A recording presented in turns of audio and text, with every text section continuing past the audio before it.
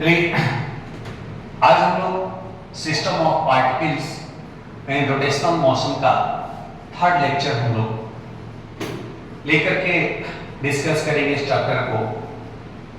इसके पहले वाले लेक्चर में मैंने रोटेशनल मोशन में मोमेंट ऑफ इनर्शिया स्टार्ट करा था। टॉपिक का नाम था moment of inertia. Moment of inertia इसी को मैंने डिस्कस करा था। Moment of inertia of in particle system lecture 1 में, moment of inertia of rigid bodies lecture 2 में मैं डिस्कस किया था। आज हम लोग मोमेंट ऑफ इनर्शिया कुछ ऐसे बॉडी का और उसकी कुछ ऐसे एक्सिस के अबाउट निकालेंगे जिसमें कुछ थ्योरम्स की जरूरत पड़ेगी। बिना थ्योरम का मोमेंट ऑफ इनर्शिया निकालना थोड़ी सी मुश्किल होगी, कुछ न्यूमेरिकल्स बनाने में परेशानियां होगी। इसलिए हम लोग थ्योरम्स जो मोमेंट ऑफ इनर्शिया निकालने में यूज किए जाते हैं उस थ्योरम का हम लोग पहले कॉन्सेप्ट सीखेंगे, तब हम लोग उसका एप्लीकेशन भी सीखेंगे। थ्योरम्स हैं जो हमारे मोमेंट ऑफ इनर्शिया निकालने में काम आएंगे, वो थ्योरम्स, दो थ्योरम आपके लिए पढ़ना है। Theorem number 1, perpendicular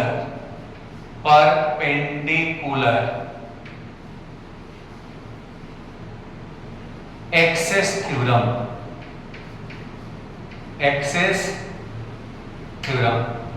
and theorem number 2, parallel axis theorem. दो थ्योरम हम लोग पढ़ेंगे। Theorem number 1 perpendicular axis theorem and theorem number 2 parallel axis theorem. जो परपेंडिकुलर एक्सिस थ्योरम है, परपेंडिकुलर एक्सिस थ्योरम ये क्या कहता है इसके बारे में समझिए। First number, this theorem is applicable only for a planar lamina, planar यानी फ्लैट बॉडी, प्लानर लामिना यानी जो फ्लैट बॉडी है, जो प्लेन बॉडी है, उस बॉडी के लिए थ्योरम एप्लीकेबल होता है। जैसे रिंग के लिए, डिस्क के लिए, कोई रेक्टेंगुलर शेप की बॉडी हो, कोई स्क्वायर शेप की बॉडी हो, यदि जो प्लेन हो, फ्लैट हो, वैसे बॉडी के लिए ये थ्योरम एप्लीकेबल होता है। थ्योरम कहता क्या है? थ्योरम का कंसेप्ट ये कहता है कि कोई एक लामिना, मान लो कि कोई एक बॉडी है, ये कोई एक बॉडी है और ये बॉडी किसी एक्सिस के अबाउट घूम रही है। मान लो कि यहां से इसका एक्सिस पास कर रहा है, इस पॉइंट से एक्सिस पास कर रहा है और एक्सिस हो सकता है कि ऐसे हो सकता है कि एक्सिस ऐसे हो सकता है कि एक्सिस ऐसे हो। मान लेते हैं कि ये एक्सिस y हो, मान लेते हैं कि एक्सिस x हो, मान लेते हैं कि एक्सिस z हो। यहां से पास किया है एक्सिस ऑफ रोटेशन। तो कहता है थ्योरम, एक थ्योरम का कंसेप्ट क्या कहता है, सो देखिए, according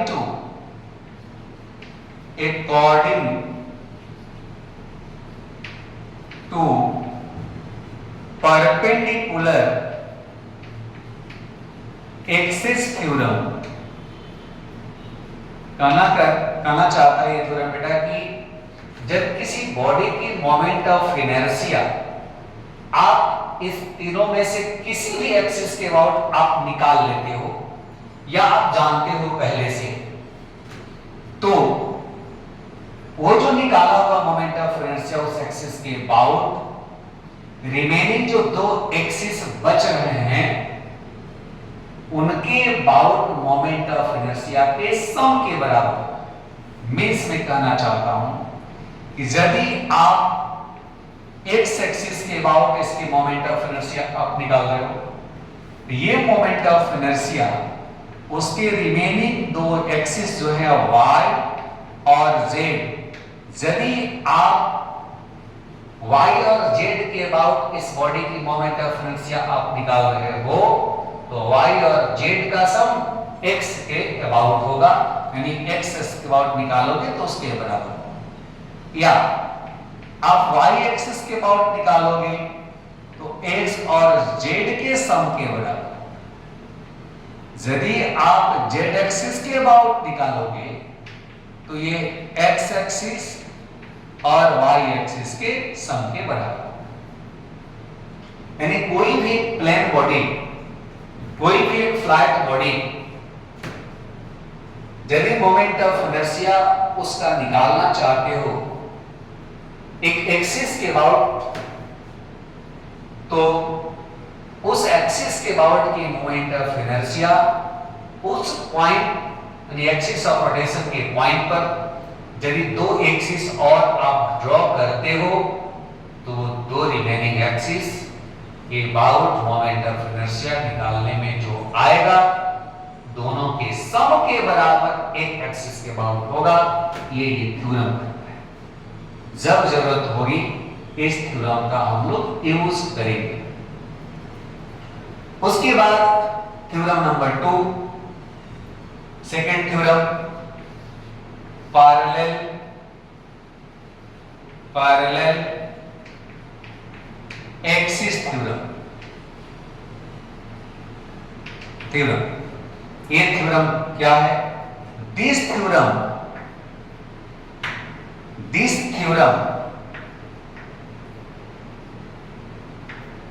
is applicable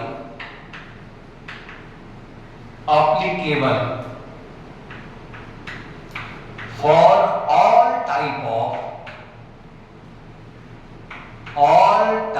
of laminas या bodies और systems means 1D, 2D and 3D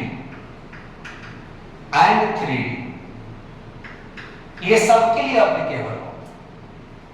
आप इस थ्योरम का यूज आप वन डायमेंशनल बॉडी यानी किसी रड के लिए कर सकते हैं, किसी डिस्क के लिए कर सकते हैं, किसी रिंग के लिए कर सकते हैं, यानी यदि वो टू डायमेंशनल बॉडी जो भी हो उसके लिए कर सकते हैं।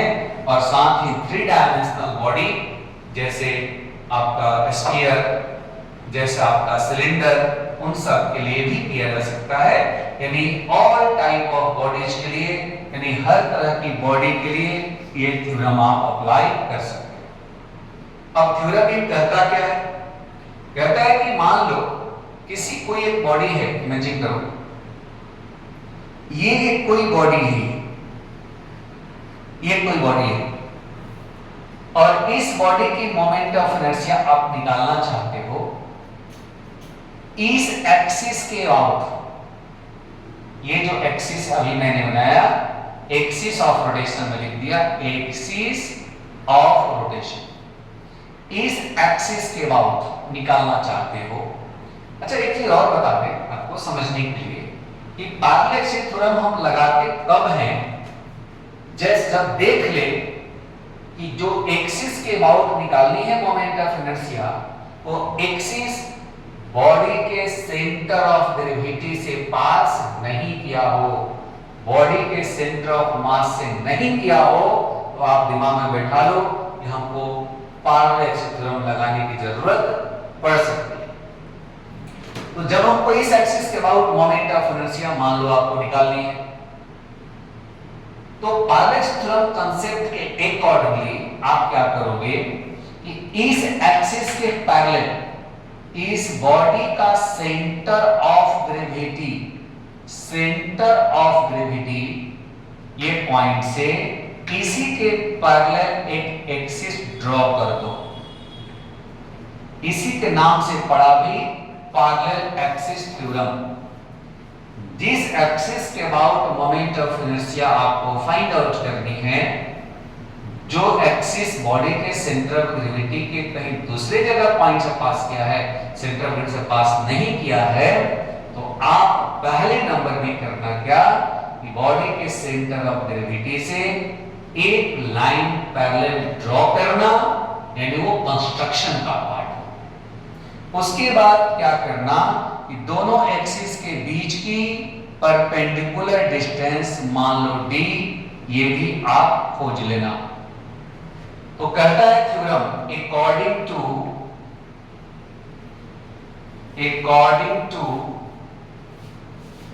Parallel axis theorem, parallel axis theorem ये कहता है कि यदि आप एक्सिस जो कहता है उसके अबाउट मोमेंट ऑफ इनर्शिया निकालना चाहते हो, तो first you should find moment of inertia of the lamina about an axis passing through its centre of gravity.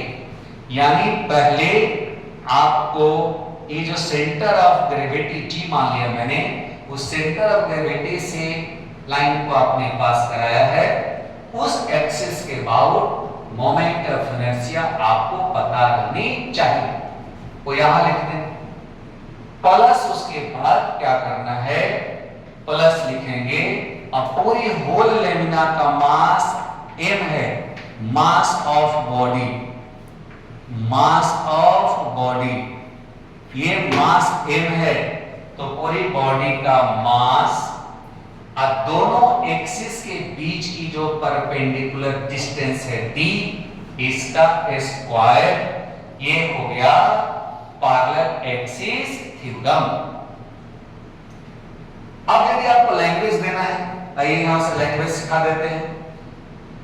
Parallel theorem क्या कहता है, moment of inertia of a body about axis of rotation is the sum of moment of inertia of the body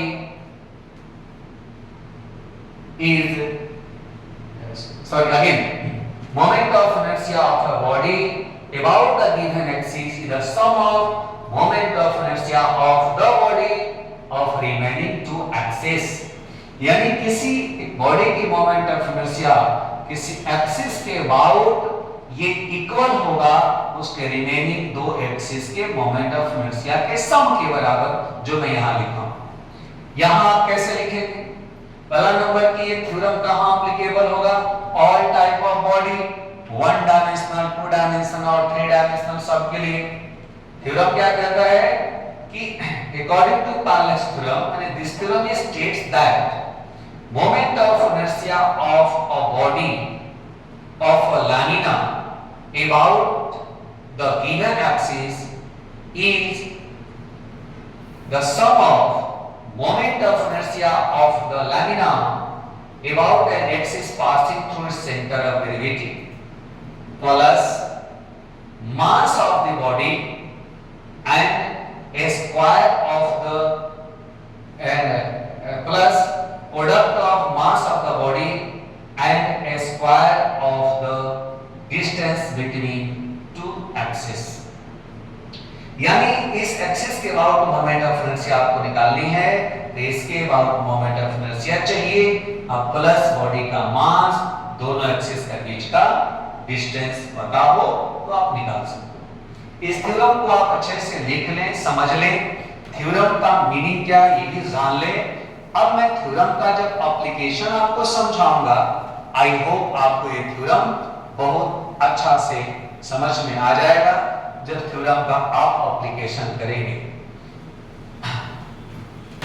देखिए इस theorem का application हम कर रहे हैं एक straight line body like cylinder का। मान लीजिए एक सिलेंड्रिकल बॉडी है, एक सिलेंड्रिकल बॉडी है ये,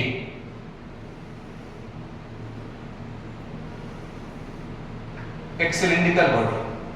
अभी इसको मैं मान लेता हूं कि रड मान लेता हूं, वन डायमेंशनल मान के इसको सॉल्व करना। मान लो कि एक एक्सिस यहां से पास किया हो इसके एंड से, यानी मोमेंट ऑफ इनर्शिया हमको चाहिए, moment of inertia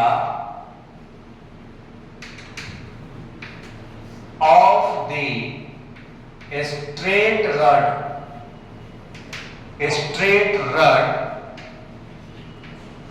about an axis passing through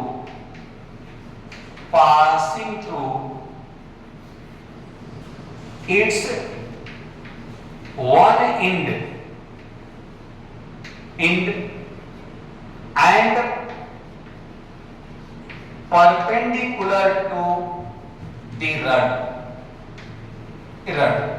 यानी ऐसा एक्सिस जो एंड से पास करा हो लेकिन रड में परपेंडिकुलर हो, ये एक्सिस हो।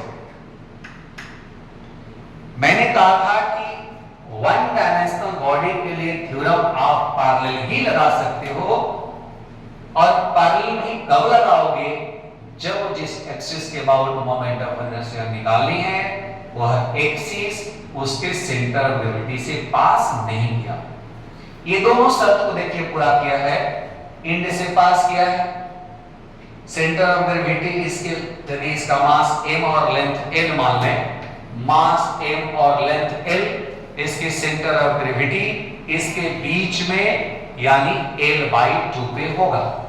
यहां से l/2 डिस्टेंस पर इसका सेंटर ऑफ ग्रेविटी होगा। तो जब सेंटर ऑफ ग्रेविटी से एक्सिस नहीं है, हम लोग इस थ्योरम को लगाने के लिए एक एक्सिस यहां से ड्रॉ करेंगे। आपका मेन एक्सिस ये हो गया, this is called axis of rotation, और ये हो गया सेंटर ऑफ ग्रेविटी का लाइन। ये आपको कंस्ट्रक्शन के पार्ट में शामिल कर दीजिए। अब यदि मोमेंट ऑफ इनर्शिया निकालना है, सॉल्यूशन आई एक्सिस, आपको मोमेंट ऑफ इनर्शिया निकालनी है, तो according to parallel axis theorem IG plus MdS पर IG यानी इस लैमिना का यानी रड का, ये है रड, इसकी moment of inertia first you should find about this axis, that means N axis passing through centre of gravity, इसके अबाउट आपको पता होना चाहिए।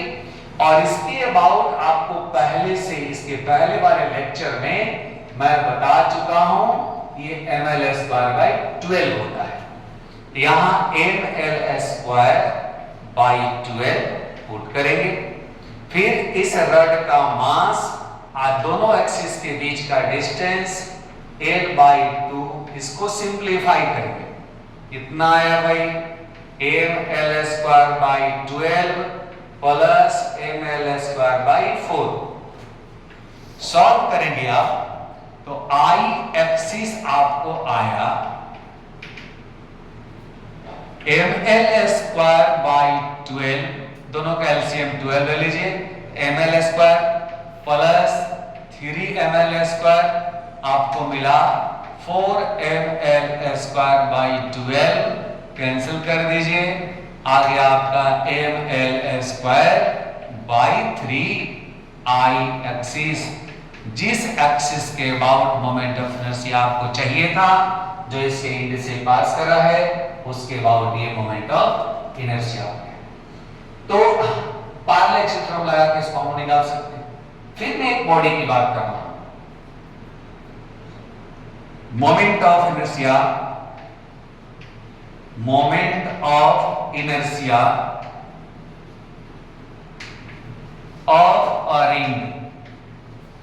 of a ring,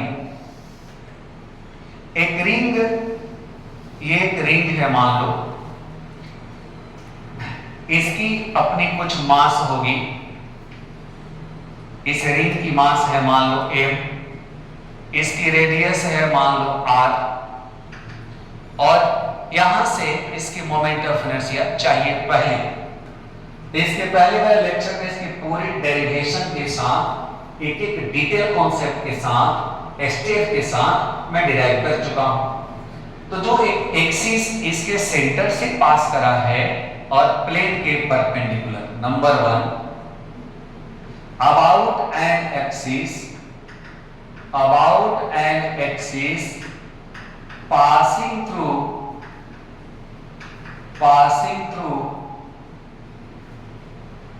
its center and perpendicular to its plane। ये तो मैं derive कर चुका हूं, उसको हम लोग लिख लें क्योंकि इसकी जरूरत पड़ेगी। I = mr²। ये बात मैं पहले से आपको डिराइव करके समझा चुका हूं, आपको ये पता होना चाहिए।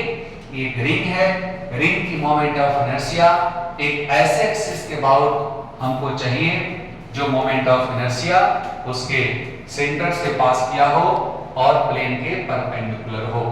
ओके, रिंग दीजिएगा। अब हम लोग दूसरे एक्सिस के अबाउट मोमेंट ऑफ इनर्शिया निकालेंगे। तो अभी जो मैंने बताया ये क्या होता है, फीलिंग के लिए, अपने समझने के लिए आप देखिए, ये एक रिंग है, इस रिंग की मोमेंट ऑफ इनर्शिया चाहिए एक ऐसा एक्सिस जो यहां से पास किया है। देखिए यहां से पास किया, अब यहां से पास किया, इसकी मोमेंट ऑफ इनर्शिया हमारे तरफ तो मैं निकाल चुका हूं। लेकिन पॉइंट नंबर 2, जब इसके डायमीटर के अबाउट हमको चाहिए होगा, about an axis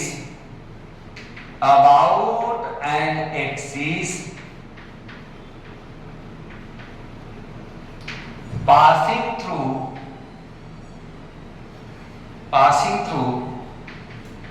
its diameter। मान लो डायमीटर के अबाउट चाहिए, तो कैसे निकालेंगे उसको आप समझिए। मान लो कि एक रिंग है, ऐसे सोचो, एक रिंग है, ये रिंग होगी और इसका ये डायमीटर हो सकता है, इसका ये भी डायमीटर हो सकता है। तो डायमीटर भी इसके सेंटर से पास करता है और ये भी एक्सिस के सेंटर से पास किया है। तो जो दूसरा एक्सिस डायमीटर उसके सेंटर से पास किया है, एक दिमाग में बैठा लो कि never can be apply parallel axis theorem. आप ये नहीं लगा सकते हो, तो क्या करोगे, तो देखो इस एक्सिस के अबाउट जो अभी ये निकाले हो, एक्सिस के अबाउट है, यानी ऐसा एक्सिस पास किया है उसके अबाउट आप निकाले हो। इसको कुछ देर के लिए आप एक्स एक्सिस मान लो, इसको वाई एक्सिस मान लो, इसको ऊपर वाले को जेड एक्सिस मान लो। तो थ्योरम क्या कहता है, थ्योरम के अकॉर्डिंगली देखोगे आप, अकॉर्डिंग टू, मैं यहां लिख देता हूं, according to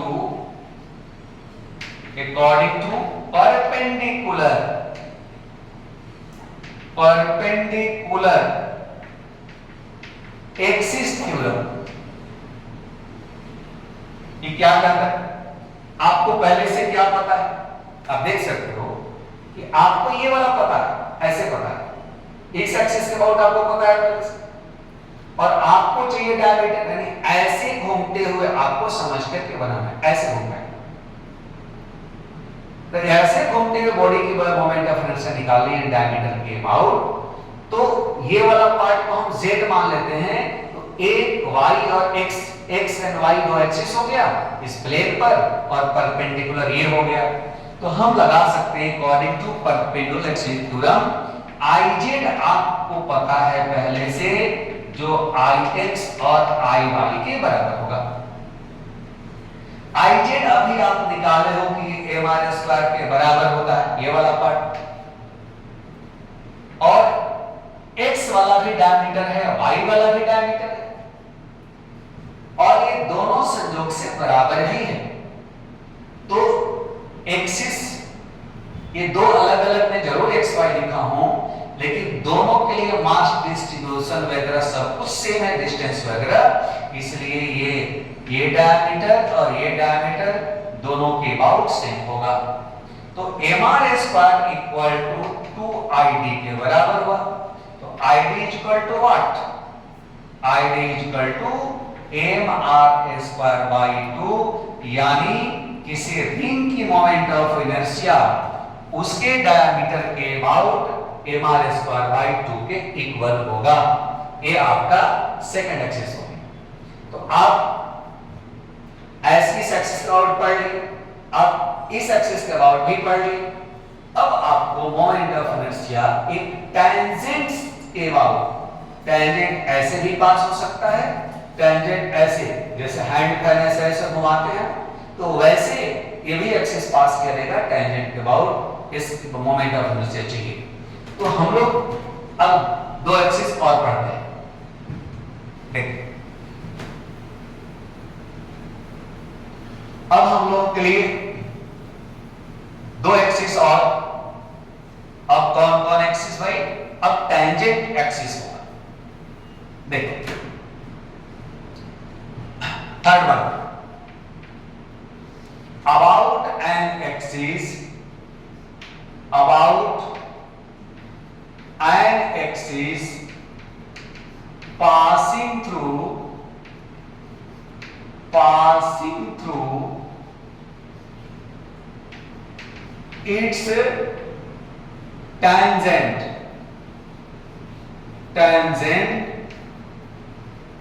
and parallel to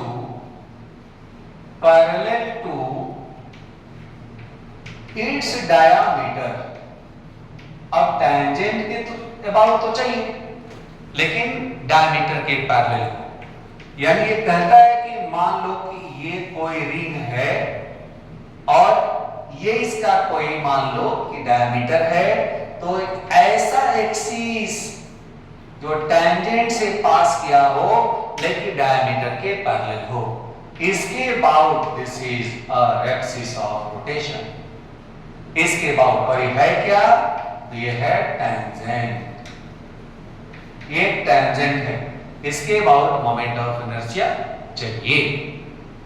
तो देखो मैंने कहा कि यदि बेटा जिस एक्सिस के अबाउट आपको चाहिए, यदि वो एक्सिस सेंटर ऑफ ग्रेविटी से पास नहीं किया हो, then first you should find moment of inertia of the lamina about an axis passing through its centre of gravity. यानी यदि इसके अबाउट चाहिए तो आप इसी के पैरेलल इसके सेंटर ऑफ ग्रेविटी से एक एक्सिस को पास कराइए और इसके अबाउट आपको पता होना चाहिए, साथ ही साथ ये डिस्टेंस पता होना चाहिए। तो क्या लिखिएगा? according to parallel axis theorem, I tangent equal to IG plus MD square. IG कितना? अभी जस्ट कुछ देर पहले डायमीटर, ये जो IG है क्या है, कहां से पास किया है? ये डायमीटर वाला एक्सिस है, इसके अबाउट अभी आप पढ़े हो mr स्क्वायर बाई 2, ये पुट कर दिया mr स्क्वायर बाई 2 प्लस इस रिंग का मास और दोनों के बीच का डिस्टेंस r स्क्वायर, सिंपलीफाई करोगे 3/2 mr स्क्वायर, यानी टेंजेंट जो आपका मिला mr स्क्वायर बाई यानी 3mr स्क्वायर बाई 2 आ गया। ये हो गया मोमेंट ऑफ इनर्शिया। तो मोमेंट ऑफ इनर्शिया इस रिंग का टेंजेंट जो डायमीटर के पैरेलल है उसके अबाउट आ गया। अब fourth number axis, fourth, about an axis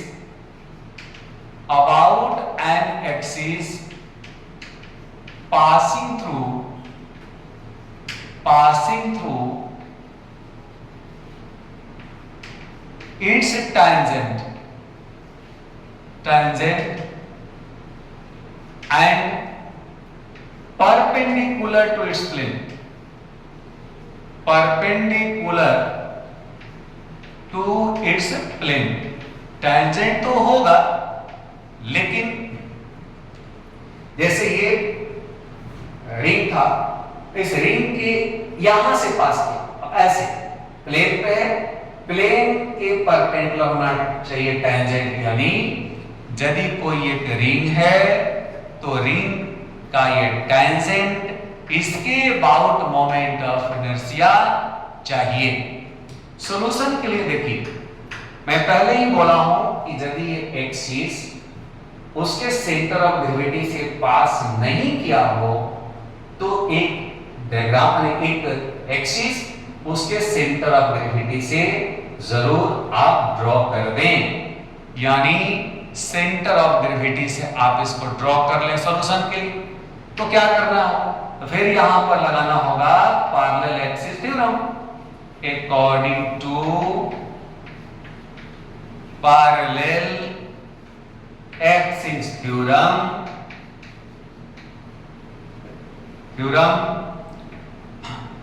I tangent equal to IG plus MD square.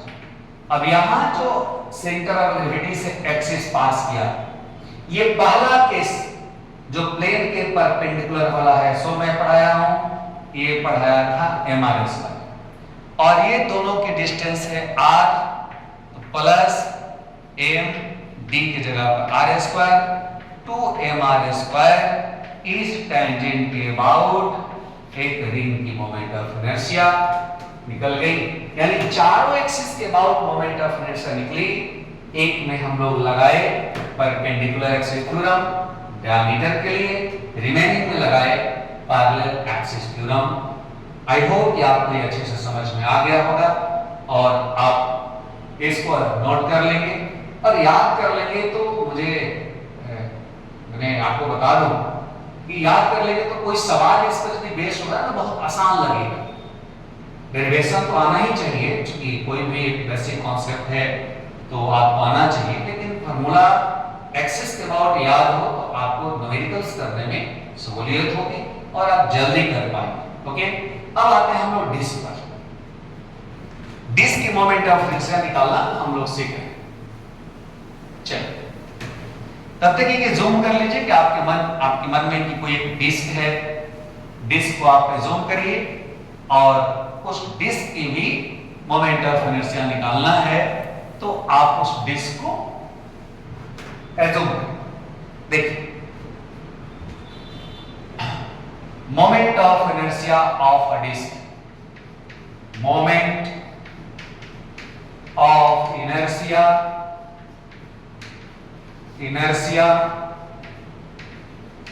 Of a disc. हम डिस्क की मोमेंट ऑफ इनर्शिया निकालने जा रहे हैं। देखिए, अब उसके कुछ एक्सिस होंगे, वो भी मैं लिख दूं। Disc of mass m and radius r, ये होना चाहिए, ये आपको पता होना चाहिए या गिवन होना चाहिए। Number 1, about an axis passing through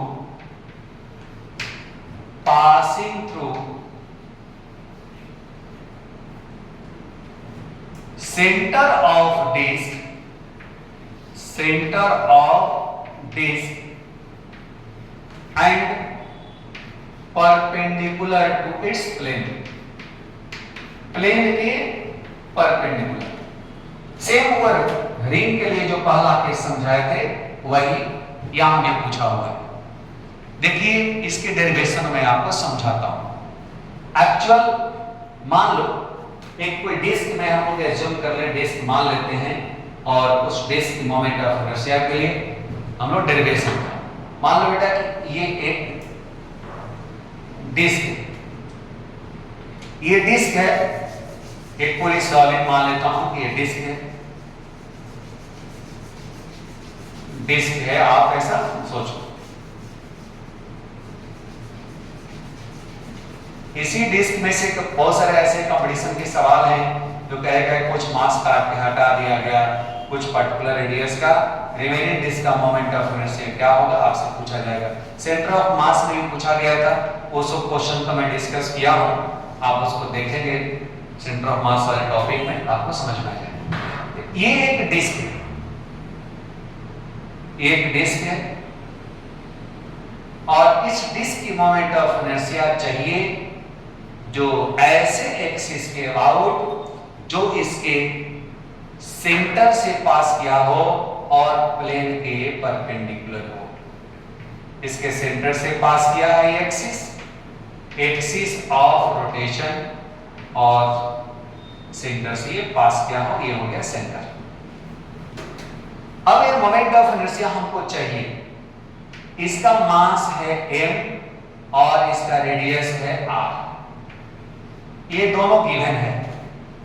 अब कहता है कि इसके मोमेंट ऑफ इनर्शिया निकालो, तो आप मोमेंट ऑफ इनर्शिया को जो मेरा सेकंड लेक्चर है रिजिड बॉडी का, उसमें मैंने स्टेप्स लिखा है, 5-6 स्टेप लिखा है। यदि आपको यहाँ पे कुछ दिक्कत होती है तो मेरे सेकंड वाले लेक्चर को आप पढ़ेंगे, उसमें स्टेप्स को समझेंगे और उसको यहाँ अप्लाई करेंगे ना, तो आपको बहुत लगेगा कि मोमेंट ऑफ इनर्शिया में कुछ नहीं है, सो वेरी इजी टॉपिक, ऐसा आपको लगेगा।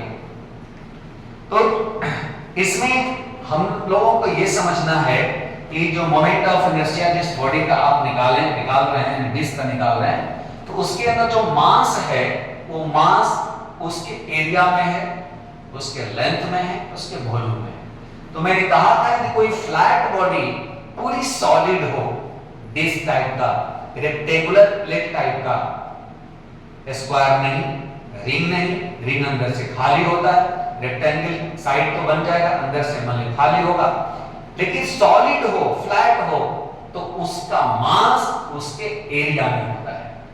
वैसे बॉडी को हम लोग पहले उसकी यूनिट मास एरिया का निकालेंगे, यानी मास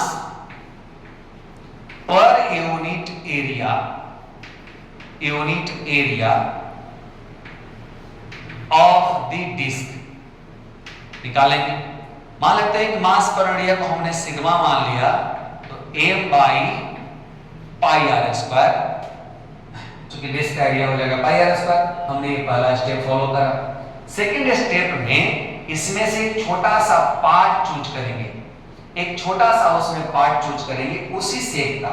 छोटा सा पार्ट कैसे चूज करेंगे भाई, तो मान लो उसी शेप का, जिस शेप का डिस्क है, इस शेप का एक छोटा सा पार्ट ये चूज करेंगे। आप देख पा रहे होंगे एक छोटा सा टुकड़ा, एक छोटा सा पार्ट चूज किया गया। लिखेंगे consider a small part of the disc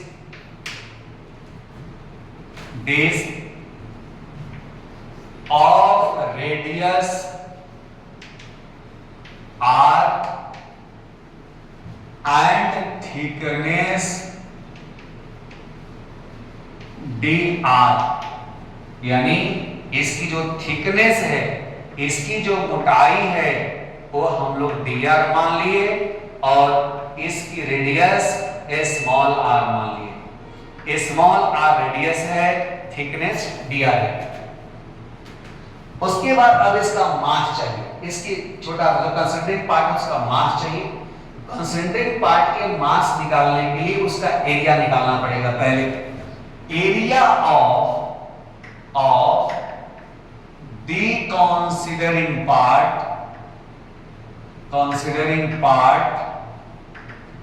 of the disc, उसको मैं DA मान लेता हूं। और ऐसे गोल इस टाइप से फिगर का एरिया निकालना हो तो उसका लेंथ 2 पाई आर और उसके थिकनेस से मल्टीप्लाई करो, उसका एरिया निकल जाएगा। Therefore mass of the considering part of the disk dm is equal to sigma into 2 pi R D R. Sigma कितना निकला हुआ है, m by pi R square और 2 पाई आर डी आर।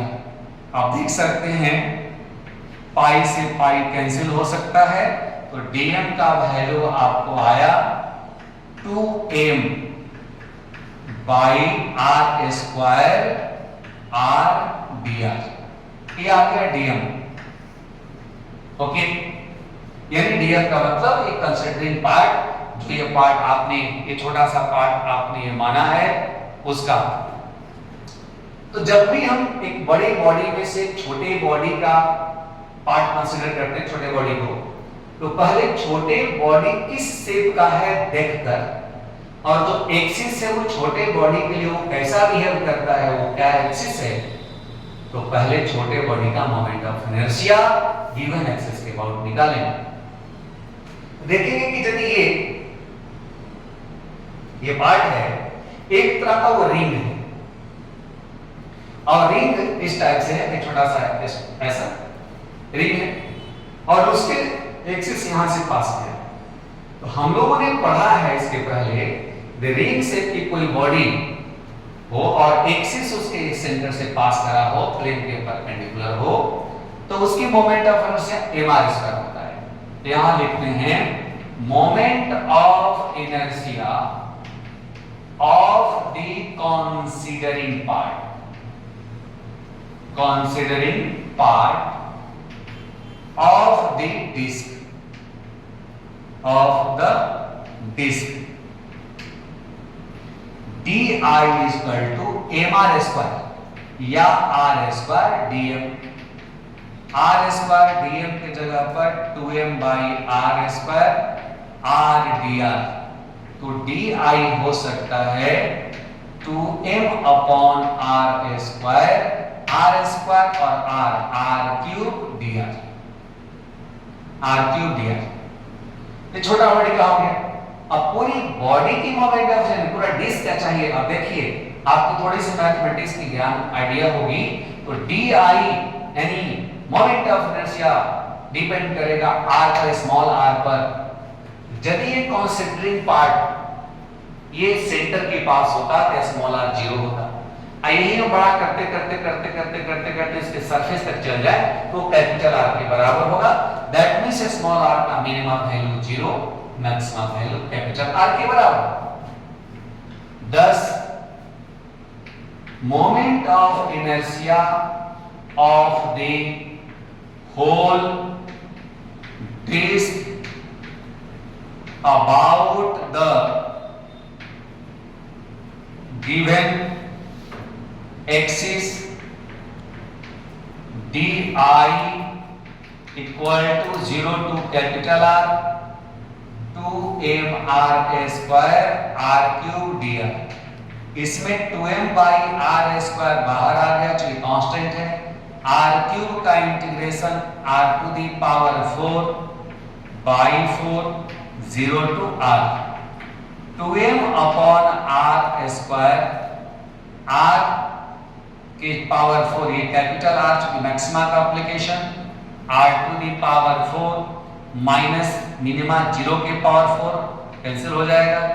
यह सिंपलीफाई करेंगे, इससे 2 बचेगा, इससे ये 2 बचेगा, यानी i एक्सिस जो मिलेगा ये होगा mr square by 2।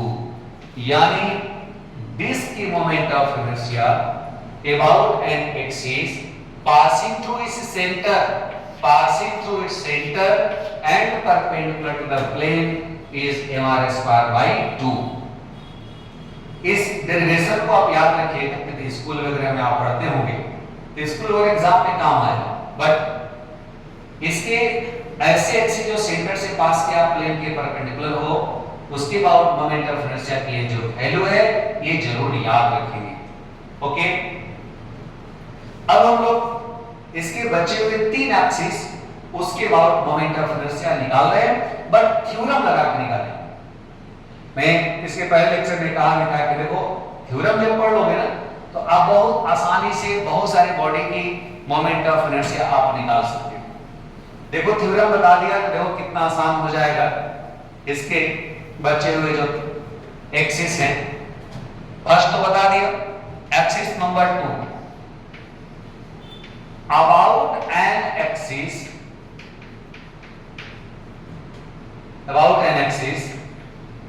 passing through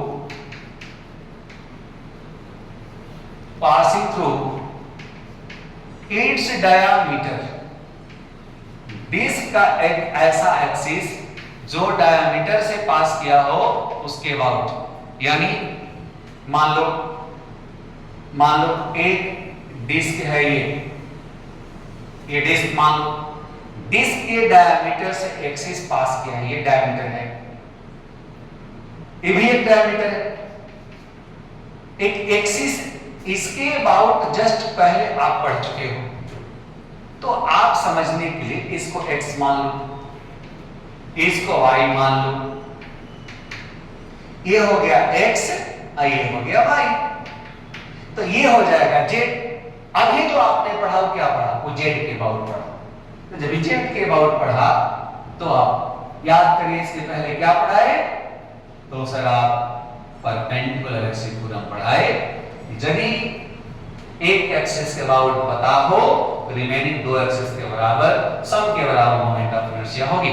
तो लिख देंगे अकॉर्डिंग टू परपेंडिकुलर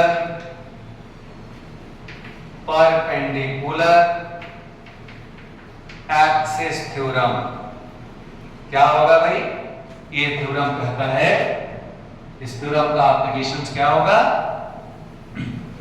याद करिए, तो याद करने पे आपको क्या मिला, थ्योरम कहता है कि मिलेगा I Z equal to I X plus I Y. I Z अभी आपने पढ़ा एम आर स्क्वायर बाई 2 और आई एक्स भी डायमीटर है, आई डी भी डायमीटर है, तो M R square by 2 equal to 2 I D, यानी I D equal to M R square by 4। Theorem लगा और सॉल्यूशन झट से थ्योरम लगाओ, सॉल्यूशन तो मिल गया। तो थ्योरम की एप्लीकेशन करने से सॉल्यूशन बहुत इजी हो जाता है। अब देखो third, about an axis passing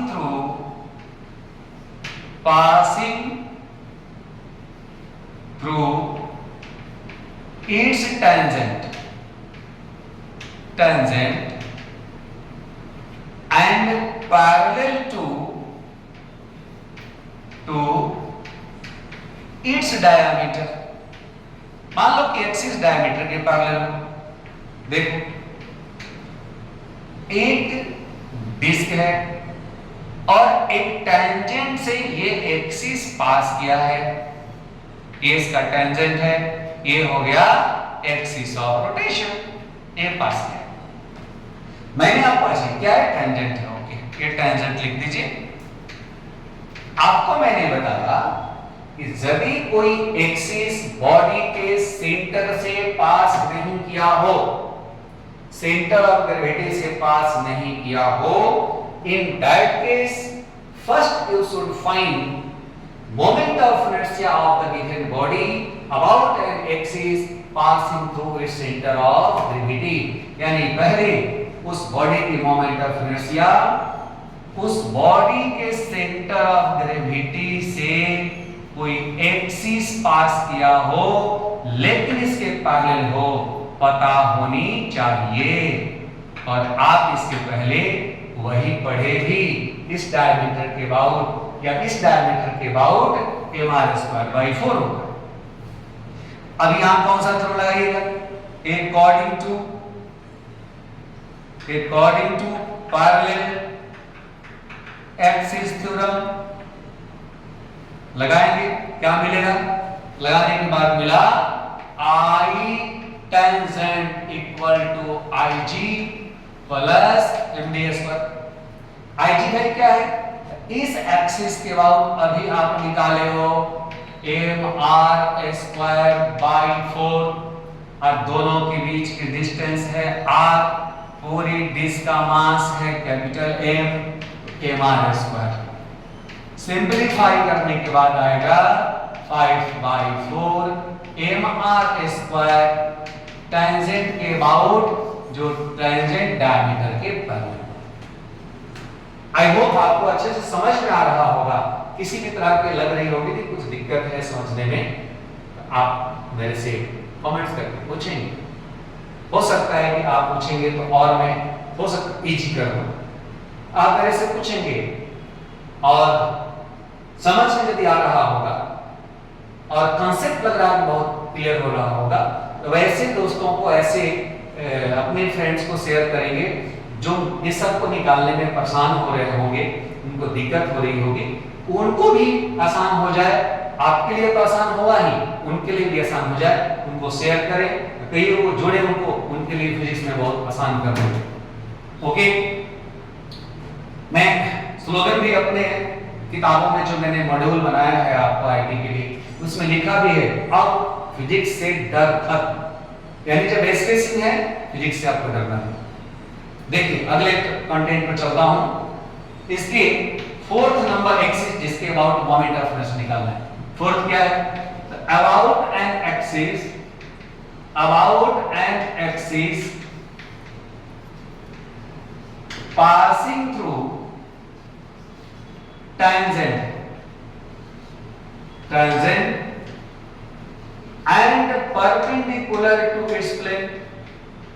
यानी tangent तो होगा लेकिन